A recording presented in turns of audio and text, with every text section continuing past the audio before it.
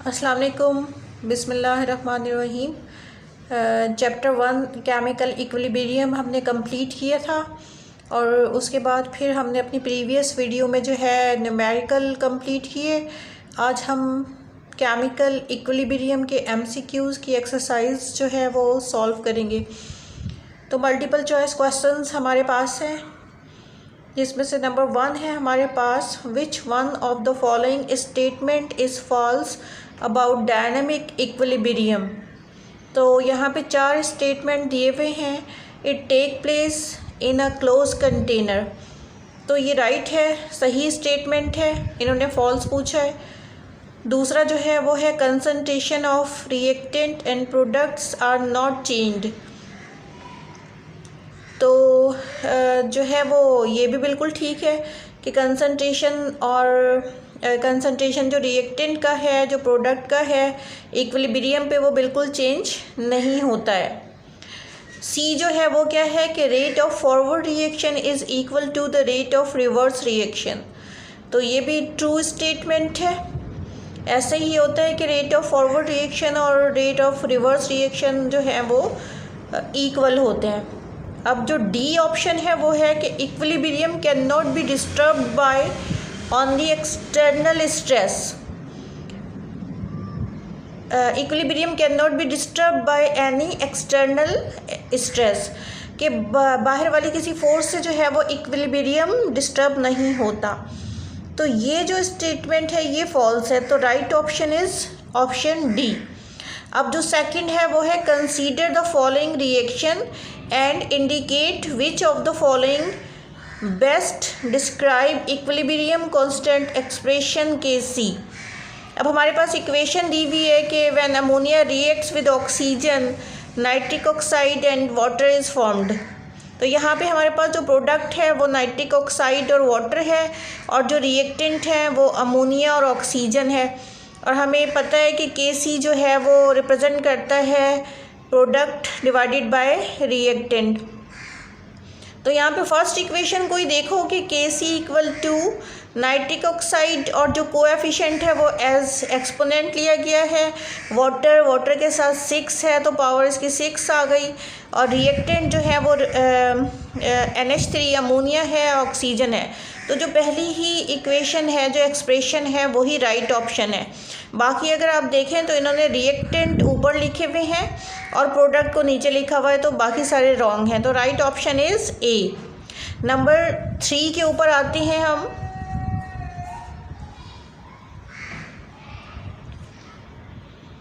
Number 3 है हमारे पास, a reaction which is never goes to completion is known as reversible reaction.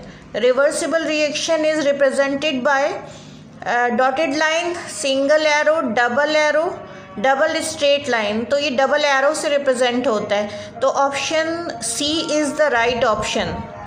When the magnitude, number 4 पे आते हैं, when the magnitude of Kc is small indicates. तो reaction mixture contain most of the reactant. हम जानते हैं कि जब Kc की वैल्यू बहुत ज़्यादा कम होती है, इसका मैग्नीट्यूड बहुत स्मॉल होता है, तो कौन सा रिएक्शन होता है? रिवर्स रिएक्शन होता है। और जब रिवर्स रिएक्शन होता है तो किसका कंसंट्रेशन ज़्यादा होता है? हमारे पास रिएक्टेंट का। तो option A is the right option.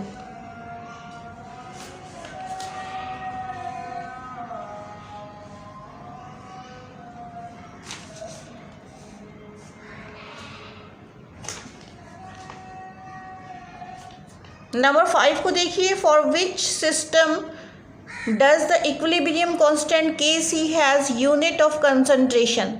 तो ये हम अपने चैप्टर में पढ़ चुके हैं कि जब रिएक्टेंट और प्रोडक्ट साइड पे दोनों तरफ जो है वो मोल इक्वल हों तो Kc का कोई यूनिट नहीं होता, और अगर रिएक्टेंट या प्रोडक्ट साइड पे इक्वल नहीं है तो फिर Kc के लिए यूनिट होता है। तो आप यहाँ पे देखिए कि जो फर्स्ट इक्वेशन है उसमें रिएक्टेंट साइड पे नाइट्रोजन का 1 मोल, हाइड्रोजन की 3 मोल्स, तो टोटल मोल्स हैं 4, और प्रोडक्ट साइड पे ओनली 2 मोल्स। तो फिर ये इक्वल नहीं है रिएक्टेंट और प्रोडक्ट, तो यहाँ पे यूनिट होगा। बाकी तीनों इक्वेशंस को देखिए, बी, सी और डी, तो रिएक्टेंट साइड पे, प्रोडक्ट साइड पे नंबर ऑफ मोल्स इक्वल हैं, तो वहाँ पे Kc का कोई यूनिट नहीं होता, तो राइट ऑप्शन इज़ ए। अब नंबर 6 पे आते हैं। The unit of Kc for reaction nitrogen gas plus oxygen gas is nitric oxide.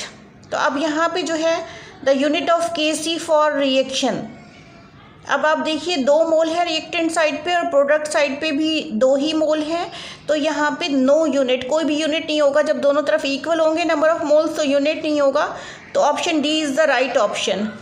अब नंबर 7 है हमारे पास। The system is stable in equilibrium when QC is equal to the Kc। तो system हमारे पास कब स्टेबल होता है इक्विलिब्रियम पर, जब Kc और Kc दोनों इक्वल होते हैं, तो option A is the right option. फिर हमारे पास है नंबर 8, और नंबर 8 क्या है, QC can be defined as. तो QC can be defined as, पहला जो है वो क्या है, ratio of product and reactant, वाज़ेह स्टेटमेंट नहीं है। बी पे आते हैं, ratio of molar concentration of product and reactant at specific time. तो ये जो बी ऑप्शन है ये राइट ऑप्शन है। यहाँ पे कौन सा ऑप्शन है, बी ऑप्शन जो है वो राइट ऑप्शन है।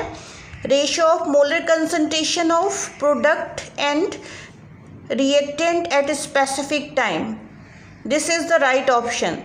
इसलिए कि स्पेसिफिक टाइम पे किसी अगर हम देखें तो वो जो है वो QC कहलाता है।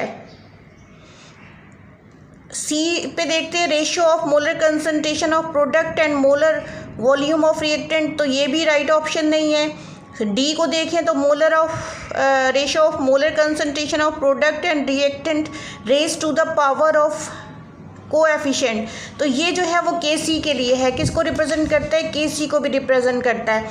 तो असल जो हमारे पास यहाँ पे राइट ऑप्शन है वो बी है। अब नंबर 9 के ऊपर आ जाइए। यहाँ पे 3 डायग्राम्स दी गई हैं। Which of the following represent backward reaction. तो हमें पता है कि जब बैकवर्ड रिएक्शन होता है तो रिएक्टेंट का कंसंट्रेशन ज़्यादा होता है। इन तीनों डायग्राम में से आप देखिए कि रिएक्टेंट किस में सबसे ज़्यादा है, ओनली 2। तो यहाँ पे कौन सा ऑप्शन जो है वो सही है, option C is the right option, only 2। अब हमारे पास नंबर 10 है, लास्ट वन।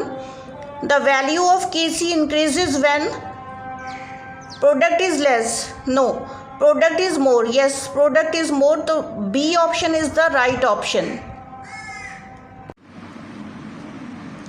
बच्चों यहाँ पर एक ज़रूरी बात जो आपको याद रखनी है वो ये कि MCQs को आप लोग इम्पॉर्टेंस नहीं देते हैं। MCQs को आपने लाजमन जो है वो इम्पॉर्टेंस देनी है, इसलिए कि आपके जो पेपर का सबसे पहला कंपलसरी पार्ट होता है वो MCQs ही होते हैं।